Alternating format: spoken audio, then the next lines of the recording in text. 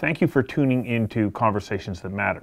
Today my guest is Dallas Smith, the President and CEO of the Nanwakolas Council from the North Vancouver Island region. Dallas, welcome. Thank you. We're living in interesting times right now. When we take a look at the Tsilhqot'in decision that came down last summer, what has been the impact from your perspective on the ability to be able to exercise opportunities that will hopefully bring prosperity to First Nations communities, not only in British Columbia, but across Canada? Well, the Supreme Court cases that we win seem to bring little justice. They bring opportunity, the possibility of opportunity, but they haven't done anything to really make communities a better place to live. And while this has set some good precedent for First Nations Aboriginal right and title and their role in managing their traditional territories, it's put a little bit of a barriers in where First Nations need to go and how to get there. What would some of those barriers be? I think just really the abundance of lawyering, for lack of a better term, in First Nations communities.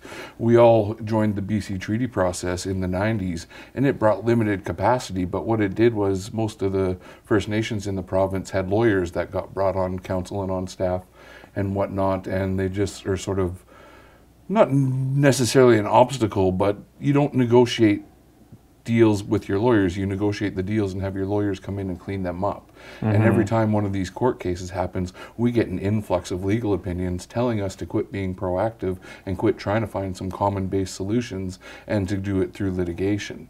We've seen the same thing happen when Delgamuukw came through. We've seen the same thing happen when Haida and Taku came through. And there's been similar surge in legal opinions getting done on Aboriginal rights and title cases since the Tsilhqot'in case has come forward. And it's created an obstacle to those of us who've tried to find proactive business-to-business relationships to develop within our territories. Well, let's come back to that in a moment. Let's talk first of all about how your council has been able to succeed, and you're doing very well. What's the foundation around which you've been able to build business relationships, both within First Nations communities and outside of First Nations? I think true relationship building, what we've done is through years of land use planning, we've created a land use vision that all of our nations in our council agree upon.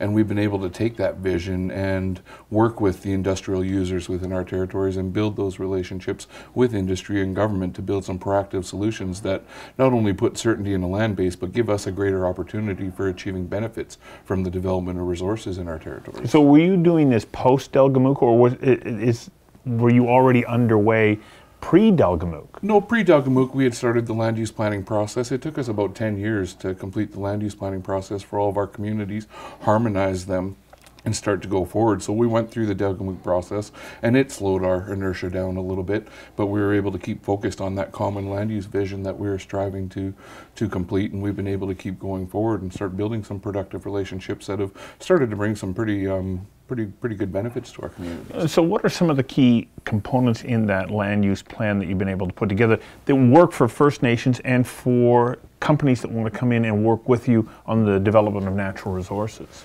We've talked to a lot of industry over the years, and we've seen the downfall of the forest industry and then the upturn of it again. And what we've learned that industry needs is certainty. They need to know where they can operate and where they can't operate. And the land use planning that we've done to date has been a pretty clear roadmap of where we're open for some economic resource development and where there's going to be some red flags, and then where there's some issues that we could develop, but we need to manage some cultural features along the way.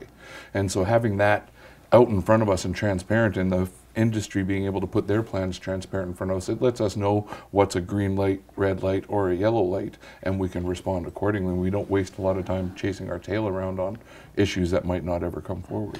So how does it work financially? Because this is something that people think, okay, well, hang on just a second. A company comes in, they're going to start to work the land, develop a natural resource. They're already paying taxes to the federal and provincial government. How does it then work so that the financial model still works when you add in, well, First Nations needs to be a part of this process. They need to have their rightful share. Mm-hmm. How do you come to negotiate deals that work all around and still provide economic opportunity? Well, it's always a work in progress, and it will always be a work in progress. But again, the transparency of managing the expectations going forward, understanding that there's always a bottom line that needs to be achieved from the industry point of view. They're looking to invest millions of dollars to develop these resources, and we need to understand where the profits lie, where the time frame and profits are going to start to come back, and just start that discussion. But one of the things that has led to our success is we develop our relationships at a three-tiered level. We have technical, bureaucratic, and political relationships. And so when we do our problem solving, the technicians do as much as they can. When there's something that they can't decide on, it goes to the bureaucratic level. And when the bureaucrats can't do it, it goes to political level, where the chiefs, cabinet ministers, or CEOs, if you will sit down and do some problem solving on how benefits are going to be shared, how resource extraction is going to be done in a sustainable manner that's good for the environment. So the most important benefit, of course, though, is that the opportunity doesn't exist just only at the high level, but how does it work its way down through the system so that the average person within First Nations communities and all other communities gets to be part of that opportunity, that they can see their own lives improve. From your side of the equation as First Nations, what do you need to do to ensure that First Nations youth are getting the education and the skills development that they need to be full participants and reach their potential? And that's a great question. And what that comes back down to the planning aspect of it, understanding how long an industry is going to be within our territories, how long it's going to take them to develop, and what are the capacities and skill sets that those industries are going to need, so we can make sure that our youth have the proper training to take advantage of those opportunities. We've had such an influx of resource disaster in the North Island with the collapse of the fishing industry, the collapse of the forest industry. It started to take an uptake again, but we had to learn that we have to be prepared for opportunities when they become available. So we have to remain as fluid as we can, understand that where there are jobs, we need to do that, but there's also financial components that are involved in that might be in lieu of jobs at the time until more jobs are needed. For example, the forest industry is going through a shift where they're starting to lose a lot of their trained capacity. And so we're starting to train our people to learn how to run machinery and do those sorts of things that skill set's starting to retire from, I mean, I'm not sure it's the baby boomers generation, but the people who have that skill set are starting to, walk off into the sunset sort of thing. So are you already starting to see those benefits, to coin a Reaganism, trickle down? Some days we have to take a step a little further back than we like to be able to see the progress that's been made. But yes, within the next couple of years, our communities are going to see substantially the benefits of collaborating on a common land use vision, sticking to our guns on where our protected areas are, and sticking to our guns on the areas that we're willing to have developed in our territory. And over the last year and a half, we've started to see the results of some of those benefits coming in from cash components, from employment and labor, people being hired, and long-term jobs, not short-term sort of jobs that we've seen in the past. So it's starting to come down. Within the next 2 years, we think the average community member will see the progress that's been made over the last couple of years. Education, it's so important. Vitally. Where are we at right now? Because of the way that you've aligned things and that you're working towards this vision that creates opportunity, are you making advances as far as education is concerned? We haven't made advances. There's a goal that we need to achieve to make our level at equal to or above the national average in reading, writing, all the basic skills that are needed to advance yourself in education. And we're by no means there yet, but the path that we're set on will see us there in the next 10 to 12 years. It's not as fast as you'd like, but if you see something that's working, you can tinker with it and toy with it and maneuver it as things get successful. But the key for us is we got to focus on the success stories that we do have. We have kids coming home with master's degrees every year who've sort of made it through the system, and now we actually have some economic opportunity for them to apply that knowledge and learning to, and it's really a great model for the younger kids to see that if you put your head down and, we make that graduation rate 36% this year, 42% next year, to what we're right up with the national average of, was it 87% or whatever it is, that they see these success stories and actually have a will to come back to their community and apply their knowledges and learning, as opposed to, you leave the community, get educated, and never come back again. That's not really capacity development. It's not community development, and that's something our communities are surely in need of, is these success stories of seeing these people go away but come back. And that, I mean, that goes back to the residential school era where these people just left and never came back. And that's sort of one of the reasons for fear why it's been acceptable in our communities not to have higher levels of graduation rates, reading comprehension, and all those sorts of things. Because it was associated with the fear of losing Fear you? of losing people, definitely. There's a cultural, systematic thing there that people just thought, you know, it's okay if they're not doing well, they're here, we can protect them, we can manage them. But we've seen over the years of First Nations people going away and just not being able to succeed because they don't have enough of the basics to be able to engage and give back to society, as you put it earlier. So you're creating opportunity in the North Island. Yes. What kinds of businesses are you involved in the council? Right now we're mainly involved in forestry. We're working with our partners in Geoscience BC and looking at some mineral exploration opportunities. And we're also in the carbon sequestration game right now. Through our land use planning, we protected significant amounts of our territory that are off the forest land base. And we've found a way to verify that and sell carbon credits on the open market. And that's something that's been able to provide some economic opportunity into our communities. But you're also developing some real estate, aren't you? Definitely. As lands have become available, we're trying to acquire lands and acquire our reserve lands and make them part of, you know, the whole regional economic development package. I think one of the advantages that we have on the north end of Vancouver Island is the community of Campbell River, the community of Port Hardy has gone through the same downturns in the fishing industry and the forest industry that First Nations communities from the surrounding areas have gone through. So there's a little bit more symbiosis between us and some of the local communities to build some regional approaches that are going to have a lot more impact than all of us just grasping at straws trying to figure out what the next paycheck's going to come from, where we've taken a step back, we've taken our land use planning, we've taken the relationship building, and we've been able to do that from a regional basis as opposed to solely just a First Nations basis. So when you now are continuing to roll out your land use plan, are you finding it a little bit more difficult at this point to attract investors to come in and work with you, particularly post Tsilhqot'in decision? You know, I know that we touched on this a little bit earlier, but like, are you actually having people tell you, I'm not sure at the moment? They're holding off. People, just because of Vancouver Island and you think of Tsilhqot'in Sound, people sort of have this view that that Vancouver Island's off limits for resource development because of that war in the woods that started in Tsilhqot'in Sound. But I'll actually, you know, give you one of the opposite. We actually have people saying, we hear that you're willing to talk about business opportunities in your territory, and we've actually had a bit of an influx because we're a proactive group that's willing to sit down and have those discussions and go through the process of identifying, you know, what's an ongoing concern for us from a management point of view, and what areas are we a little bit more comfortable with some industrial development in. And so our doors have been knocked on pretty hard over the last 6 months to find economic development opportunities that exist within our territories. Within your territories. Yes. So when you talk to others who are in different parts of British Columbia who are still, you know, grappling with how to make a similar model work for them so they can bring opportunity to their communities, what do you tell them? What's the most important thing for them to be able to start to embrace once they get beyond the lawyers?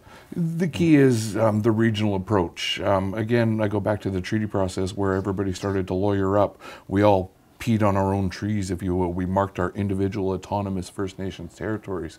And what Nanwakolas has done is we've taken more of a regional approach. We've gotten a handful of nations to agree on an outer boundary, and that's how we're managing our territories going forward from a bit more of a larger scale, so we don't get involved in some of the overlap discussions that would scare industry from making some investments in the area, where we can say we have all the nations in this affected area on board with some economic development.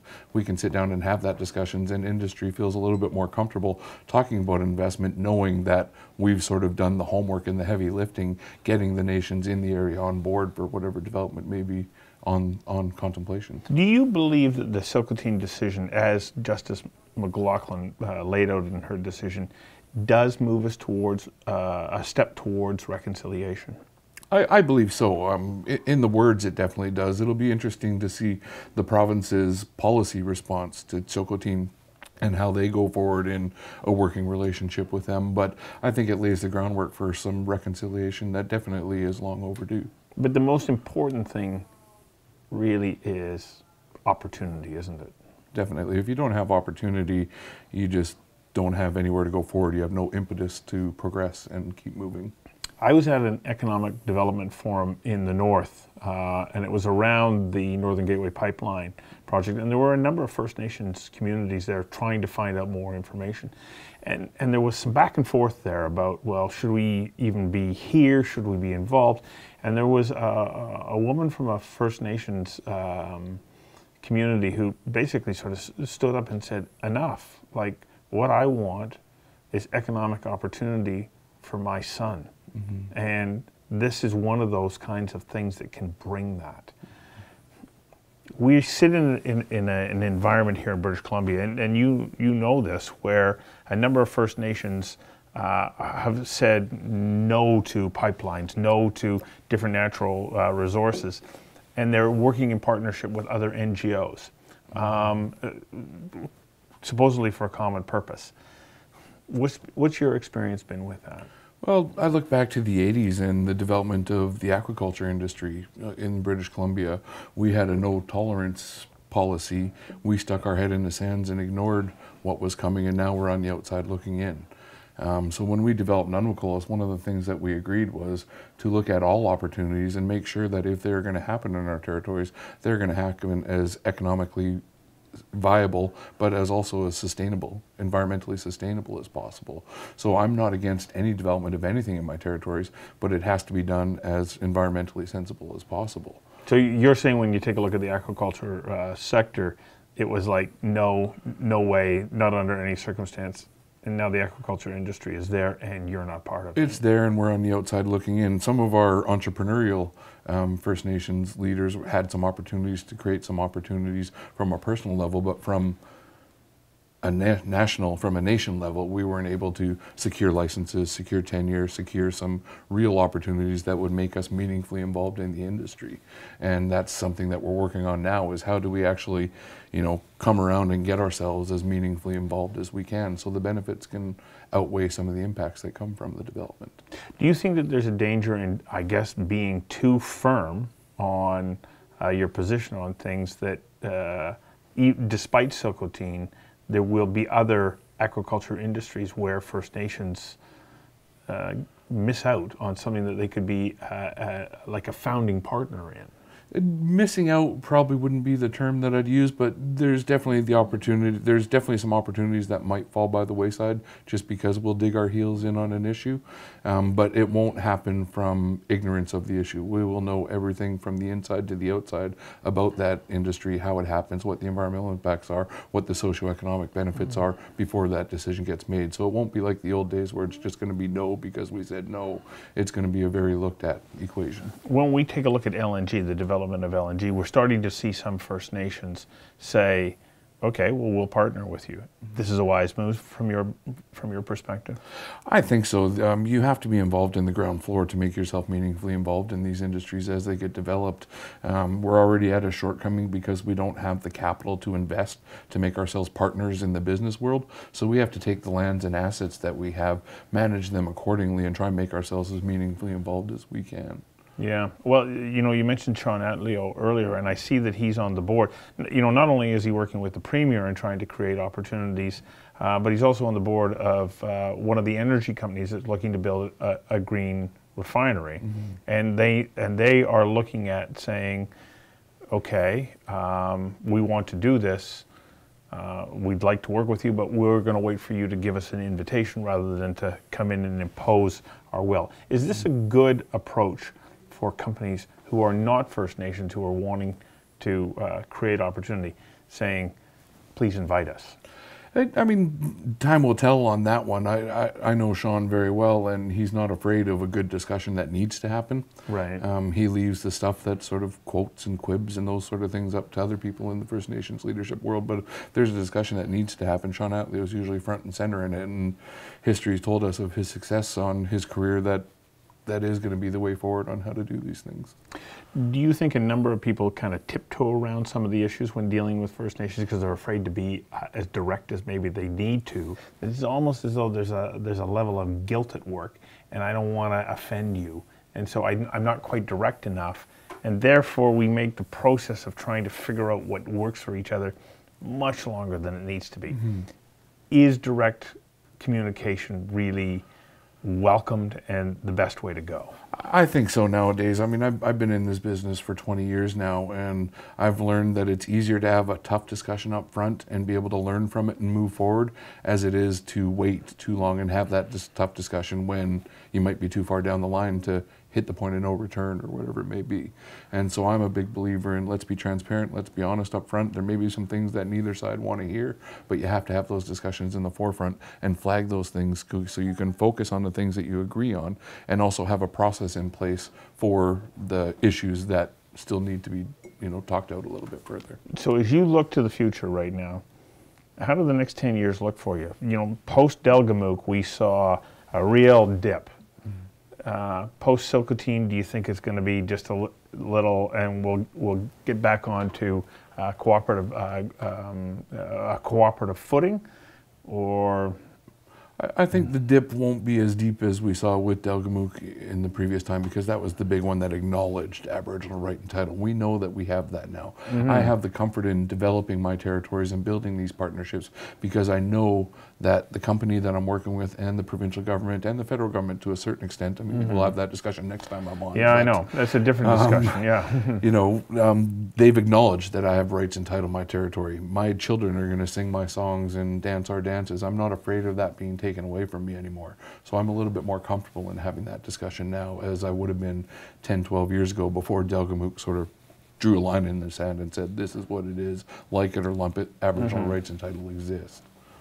But you did point out that so many First Nations don't have the financial resources to be able to go out and create economic opportunities. So they do need to invite in investors. And so, but are those investors going to be as afraid as they were 15, 20 years ago? I think deep down they will be, but I think they're more willing to have those discussions now. And I mean, in this day and age of political correctness, everybody's got to grow a little bit thicker skin and be prepared to have some of these discussions. You know, I'm not too worried about it because I've got consultants to tell me I'm good looking. I don't need my industry partner across the street to do it for me. And you are good looking. It's that. It's the hat, yeah. Well, you've been successful. You're making progress on the North Island, and I wish you all the best of success, as I do all First Nations who are looking to be able to create opportunity. But I hope that it's going to happen in a way that is inclusive for everybody. Because if one person, one group shuts out the other, then nobody wins. And let's hope that people are going to be able to quickly adjust to the new landscape, and that we can all enjoy the benefits of this fabulous place we call home. Definitely. Because I think we're all here to stay, aren't we? I think so. Yeah. Thank you very much. Thank Really you. appreciate you. Thank you.